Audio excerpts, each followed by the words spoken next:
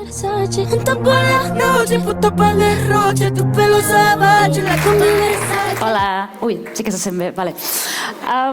Jo realment he vingut a parlar del meu llibre, que és aquest. Era per allà.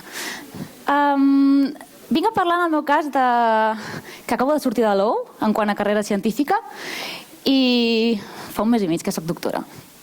Tinc una mica aquesta cara internament.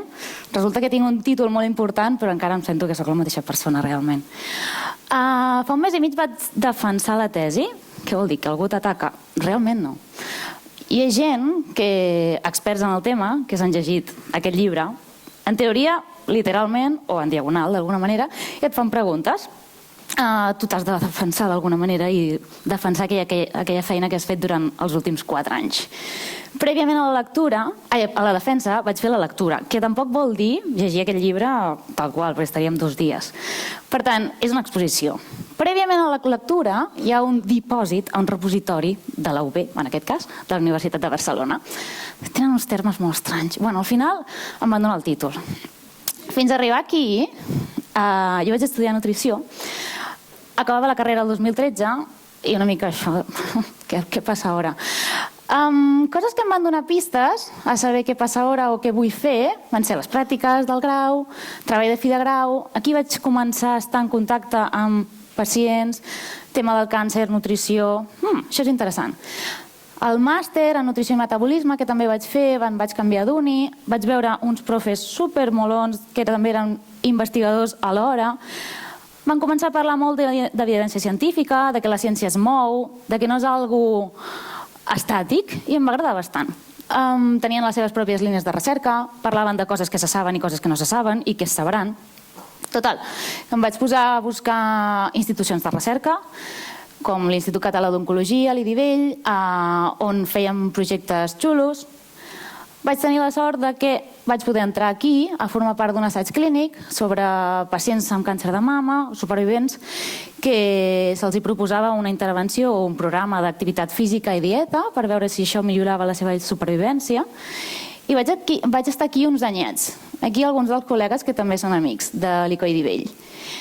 Al meu dia a dia veia pacients, doncs donava sessions d'educació nutricional, els hi mesurava diferents compartiments antropomètrics, cada dia veia pacients. Va haver-hi un moment que jo ja tenia la idea de fer el doctorat, però no tenia gaire idea què significava allò. Per tant, vaig dir, canviem una mica, aviam què passa. També vaig veure amb companys que feien el doctorat que el tema de l'anglès havia d'estar bastant sòlid. Així que li vaig proposar al meu director de tesi què tal si marxo una temporadeta i deixo estar les pacients una estona, treballo amb un ordinador, veig si m'agrada, aprenc sobre anàlisis estadístiques, potser fins i tot vaig a un primer congrés, va ser xulo. Me'n vaig anar a Oxford 8 mesos, a Anglaterra, i tot i que treballava amb l'ordinador tot el dia i va canviar molt la meva feina al dia a dia, no és que em tornés una antisocial, sinó sempre vaig necessitar molta gent dins i fora de la feina per animar-nos. I realment començo el doctorat, la PhD Life, al 2020. També la pandèmia comença, coses. Per sort, en el meu cas, jo no estava en un laboratori ni tenia pacients. Per tant, treballava amb un ordinador, amb unes dades, que per sort també, perquè això és una sort, teníem les dades llestes per analitzar. La meva tesi es va centrar en l'estudi del rol de diferents patrons de dieta i la seva relació amb el risc i la supervivència del càncer de mama. Ens vam organitzar, vaig tenir un director de tesis supercompetent, expert en el tema, bona persona i organitzat, que això és superimportant, i ens vam organitzar prou bé per, tot i la pandèmia, tirar endavant i acabar-la. Coses guais del doctorat. No sé si a totes les feines pots viatjar tant, no està mal. He anat a tots aquests llocs, a vegades sola, a vegades acompanyada, amb col·legues, que és molt guai. Algunes d'elles estan aquí. A part del tema de viatjar per se, sempre pots conèixer gent d'arreu del món que fa la teva feina o que no la fa, agafar idees.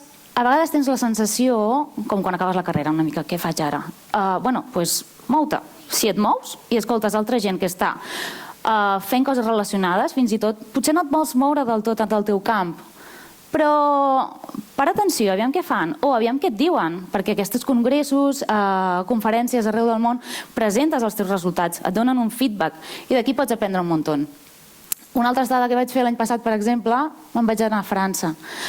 Sempre poso gent, perquè és molt important tenir gent al teu voltant. La ciència no es fa sola, i no tan sols no es fa sola, sinó que suport emocional es necessita, sempre va bé. Una cosa de les estades, a part de que vius un temps fora, tot el que suposa viure a un altre lloc, molt emocionant, molt dinàmic, és que quan arriba o tanques cicle, com ara he tancat el cicle del doctorat, estic ara en període postdoc. Postdoc és todo después del doctorat. És una mica abstracte el concepte, però un altre cop aquest meme diu, i ara què? I ara què? Ara de moment tinc un contracte d'1 any a l'IDIVELL, segueixo l'Institut Català d'Oncologia, faig coses relacionades amb la meva tesi, segueixo en el tema de nutrició i càncer, i de moment en el tema global, que és supergran, no em vull moure. Però una de les coses que em plantejo és tornar aquí. I per què? Perquè vaig estar molt a gust, perquè és una ciutat que mola, perquè l'equip humà és molt guai i el projecte que es presenta també és molt guai. Coses que us diria si us plantegeu fer un doctorat, tot i que no sapigueu gaire què significa, perquè jo no tenia ni idea, ni tan sols sabia si l'anava a fer o no, és que trieu una persona que sigui competent, que sigui organitzada i que sigui bona gent. Perquè si alguna d'aquestes coses falla, de veritat que es pot passar malament. He vist coses. A mi m'ha anat prou bé. I ja està. Part de la unitat. Gràcies. Universal. Es el lazo, Versace saliendo del callejón.